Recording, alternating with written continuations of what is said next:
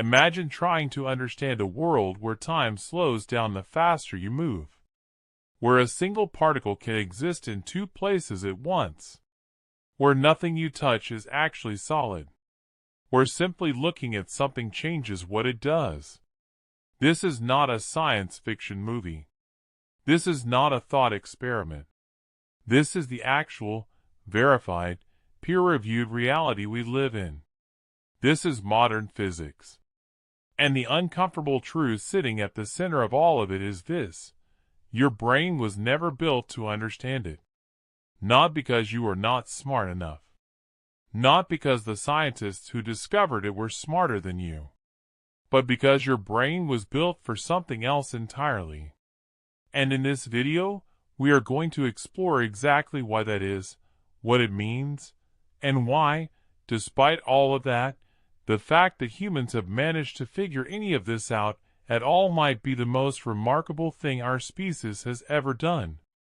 To understand why modern physics feels so alien, you first have to understand what your brain was actually built to do. Your brain did not evolve in a laboratory. It evolved on a savanna. It evolved in forests, on riverbanks, in small communities of other human beings trying to survive in a world full of predators, scarce food, and constant physical danger. Over hundreds of thousands of years, natural selection shaped your brain to be extraordinarily good at a very specific set of tasks. Your brain is brilliant at detecting movement. If something shifts at the edge of your vision, your brain fires an alert before you are even consciously aware of it. That was useful when the thing moving might have been a lion. Your brain is incredible at reading faces, predicting social behavior, remembering which plants made you sick and which ones kept you fed. Your brain can judge roughly how far away an object is, how fast it is moving, and whether you can outrun it. These are the things your brain evolved for: detection, pattern recognition, social navigation, short-range physical prediction. What your brain did not evolve for is atoms. Your brain did not evolve to reason about subatomic particles. Your brain evolved to handle objects it can see, touch, and interact with directly, not to process phenomena at scales either incomprehensibly small or incomprehensibly large. Your brain evolved to throw a spear accurately. It did not evolve to understand the quantum field that the spear is made of. This is not a flaw.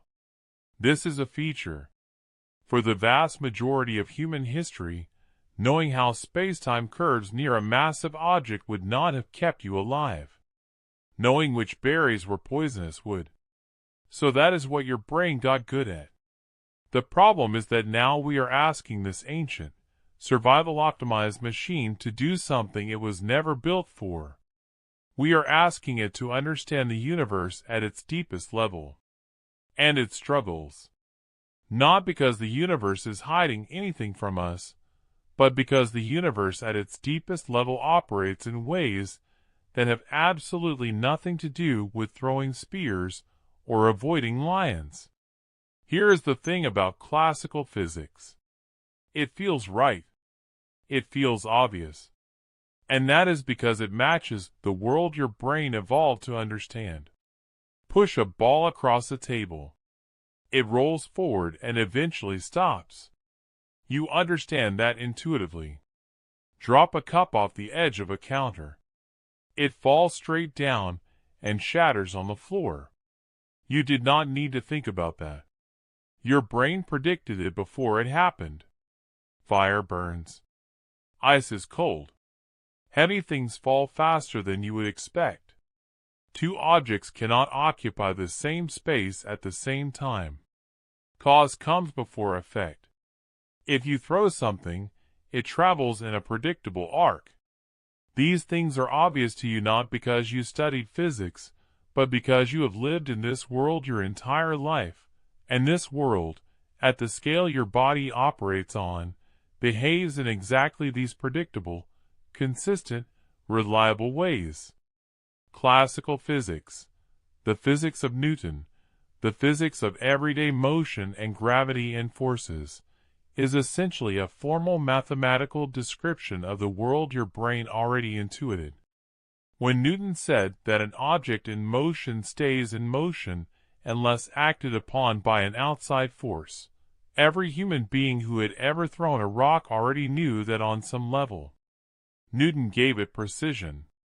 He gave it equations.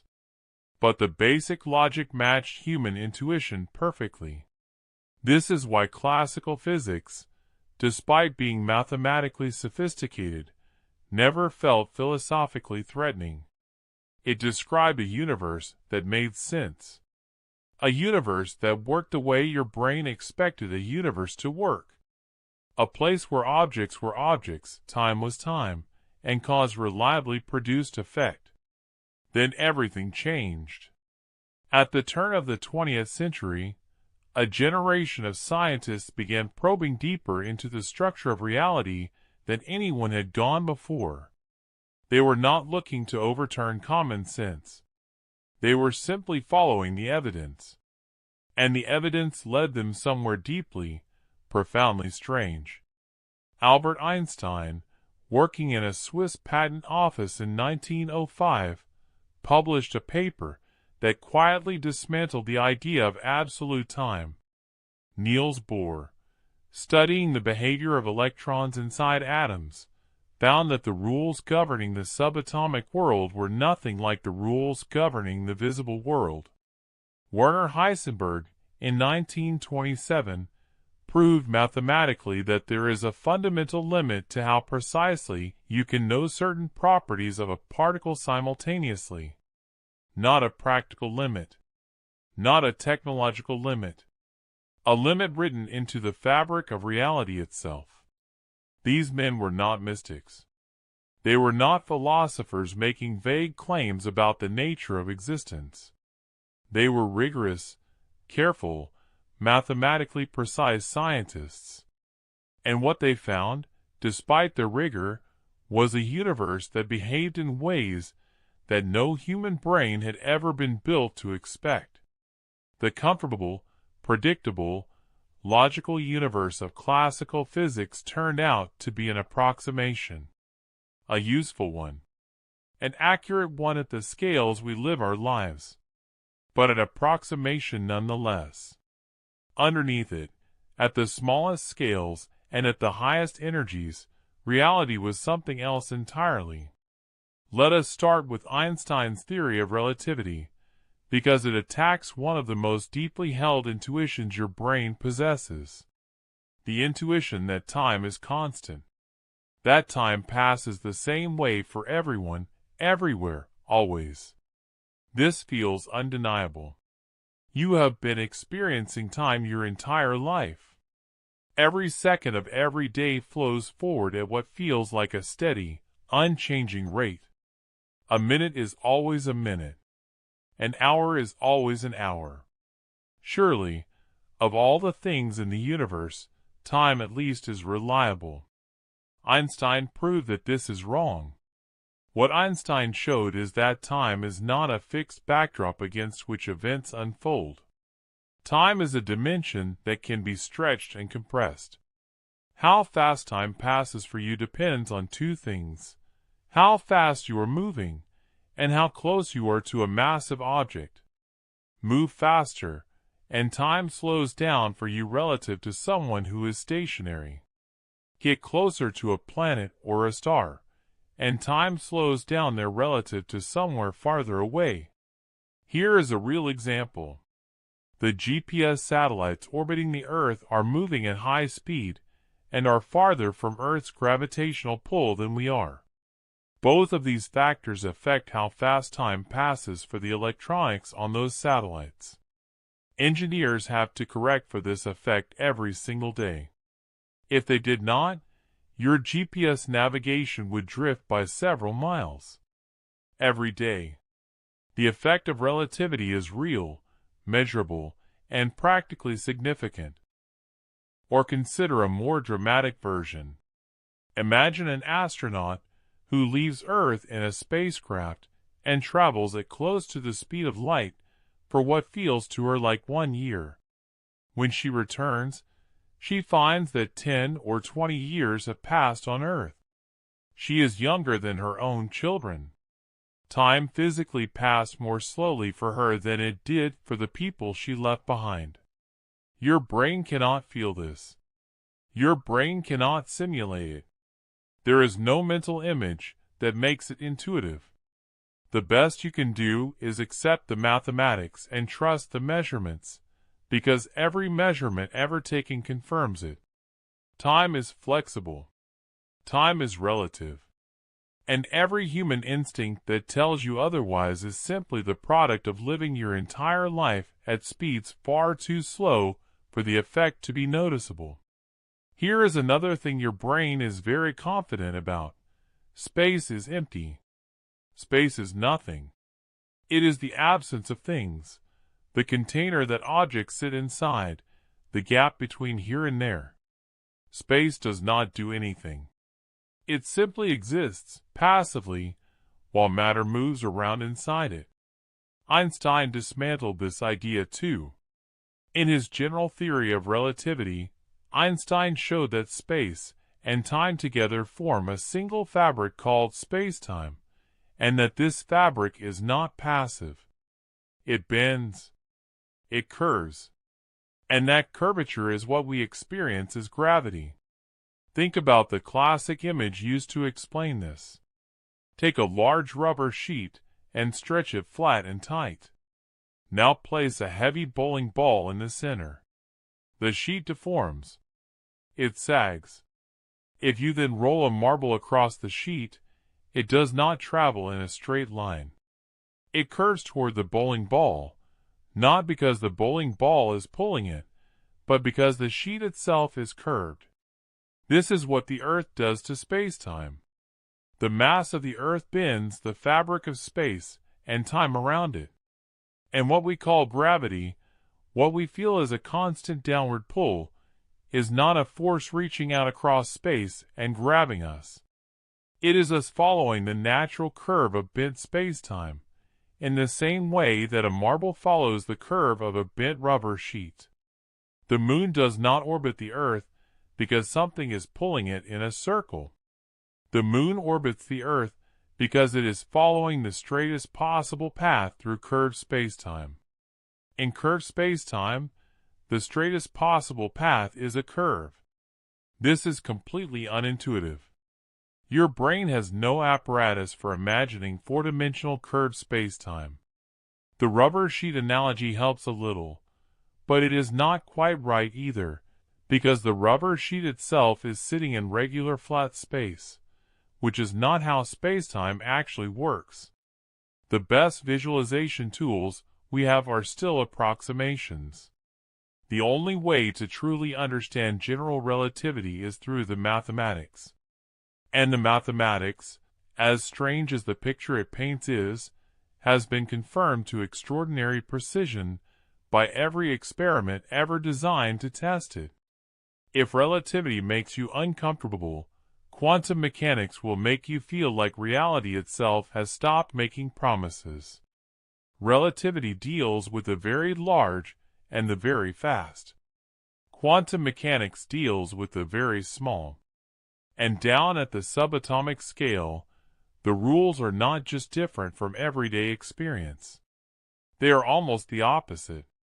Consider the double-slit experiment. It is one of the most famous experiments in the history of science, and its result has never been satisfactorily explained in intuitive terms, only in mathematical ones. Here is the setup. You fire a stream of electrons at a barrier that has two narrow slits cut into it. Behind the barrier is a detector screen. The question is, where do the electrons land? If electrons were tiny balls, like you would naturally expect particles to be, each electron would go through one slit or the other and land somewhere on the other side. You would get two bands on the detector screen corresponding to the two slits. Simple. Logical. Intuitive. But that is not what happens. What you actually get on the screen is an interference pattern, a series of alternating bands of high impact and low impact, spread across the whole screen. This is the pattern you would get if you were sending waves through the slits, not particles. Like waves on water passing through two gaps and interfering with each other on the other side. The electrons are behaving like waves. So you think? Fine, electrons are waves, not particles. Strange, but let us accept it. Then someone decides to place a detector at the slits to record which slit each electron actually passes through. And here is where it gets deeply strange. The moment the measurement is made, the interference pattern disappears. The electrons start landing in two bands, like particles again. The act of measuring which path the electron took changed the physical outcome of the experiment. This is not a philosophical puzzle about consciousness. It is a physical result. When the measuring device interacts with the electron, that interaction forces the system into a definite state. The wave function collapses. The spread of possibilities resolves into a single outcome. It is not that a mind is creating reality by observing it. It is that measurement is itself a physical interaction, and that interaction changes the system being measured in a fundamental, unavoidable way. This has been repeated thousands of times in laboratories around the world with increasingly sophisticated equipment. It is one of the most robustly confirmed results in all of physics. And there is no version of it that maps neatly onto everyday human intuition. Let us go one level deeper, because the picture gets even stranger when you look at what matter actually is. You have been told your whole life that matter is made of atoms. And atoms are made of a nucleus surrounded by electrons. And the nucleus is made of protons and neutrons, which are made of quarks. So at the bottom of everything is some collection of very small particles, very small objects, tiny little balls of stuff. This picture is incomplete. Electrons are not tiny balls with a fixed address. They are better described by probability distributions, mathematical functions that spread across a region of space and tell you the likelihood of finding the electron in any given location if you were to measure it. Before that measurement, the electron does not have a definite position in the way a marble sitting on a table has a definite position. It is described by a spread of possibilities. Different interpretations of quantum mechanics disagree about exactly what this means philosophically, but they all agree on the mathematics. And the mathematics is built on probability distributions, not fixed locations. And it gets stranger. The matter you are made of, the atoms in your hand, are almost entirely empty space. The nucleus of an atom is about 100,000 times smaller than the atom itself. If you scaled a hydrogen atom up to the size of a football stadium, the nucleus would be about the size of a marble sitting at the center, and the electron would be a probability cloud drifting somewhere in the upper stands, with nothing in between. Nothing at all. Yet your hand feels solid. When you press your palm against a table, something stops it. That resistance, that solidity, is not the result of matter pressing against matter in the way you imagine. It is the result of electromagnetic forces and quantum mechanical effects between electron clouds. Solid objects feel solid not because they are packed with stuff, but because of the force interactions between structures that are themselves mostly empty space. Your brain builds a model of a solid, continuous, definite world. And that model is useful. It is accurate enough for everyday life. But it is a construction. A very good story your nervous system tells itself about reality. Underneath that story, the actual structure of things looks nothing like it. So how do physicists actually understand any of this? If human intuition fails at every turn, How do scientists make progress? The answer is mathematics. Mathematics is a language that does not depend on intuition. You do not need to be able to visualize curved four-dimensional spacetime to write the equations that describe it and correctly predict how a GPS satellite will drift. You do not need to feel what it is like to be described by a probability wave in order to calculate, with extraordinary precision, the energy levels of a hydrogen atom. Mathematics gives physicists access to truths that lie beyond the reach of imagination. The equations of quantum mechanics are among the most precisely tested predictions in the history of science. Certain quantities have been calculated using quantum theory and then measured experimentally, and the agreement between the two is accurate to more than 10 decimal places. That is the equivalent of predicting the distance from Los Angeles to New York to within the width of a human hair. This is why physicists trust the formulas even when the formulas describe something no human mind can picture. The math works. It makes predictions. Those predictions are tested. They come true. Over and over, with staggering precision. The fact that the universe it describes feels alien to human intuition is not a reason to doubt it. It is simply evidence that the universe was not shaped with human intuition in mind.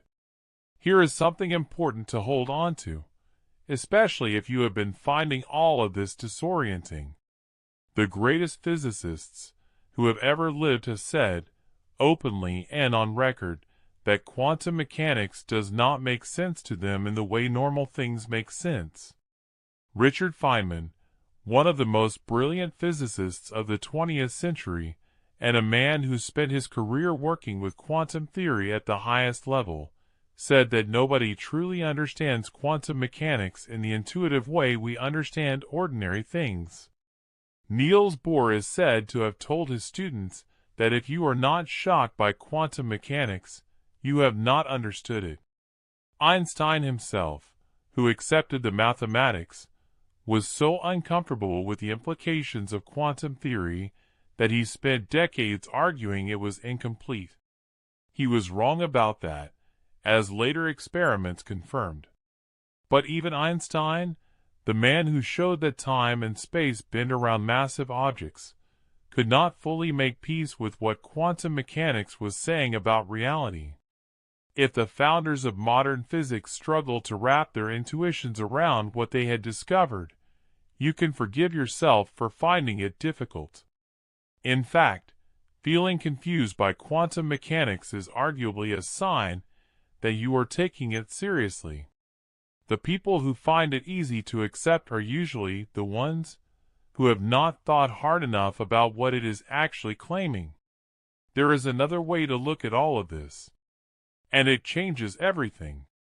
Yes, your brain did not evolve for modern physics. Yes, the universe at its deepest level is strange and counterintuitive and resists every attempt to domesticate it into comfortable mental images. But consider what that actually means. It means the universe is bigger than your intuitions. It means reality is richer, more layered, more surprising than the world your nervous system evolved to navigate. The fact that reality reaches beyond what evolution prepared your brain to handle is not a limitation. It is a revelation. It means there is more here than survival required us to notice. And yet, somehow, we noticed anyway. Somehow, these brains that evolved for spear throwing and berry sorting and reading social dynamics around a campfire developed language, and writing, and mathematics, and the scientific method.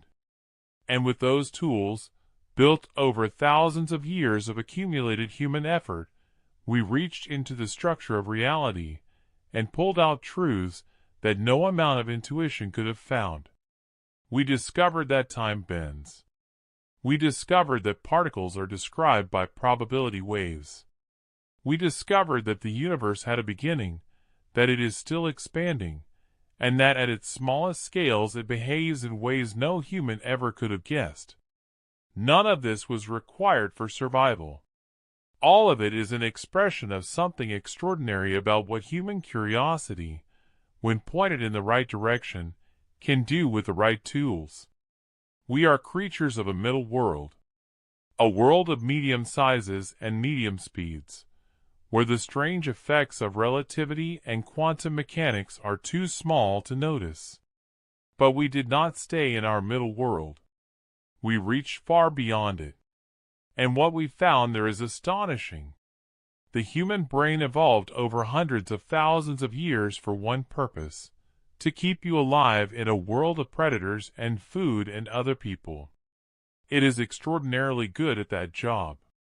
But the universe does not operate at the scale of predators and food and other people. The universe operates at scales of quarks and light years, and the first trillionths of a second after the Big Bang. Some theories in physics suggest the existence of extra dimensions beyond the four we can measure, though this remains an open area of research rather than confirmed fact. No evolutionary pressure ever prepared a brain for any of those scales.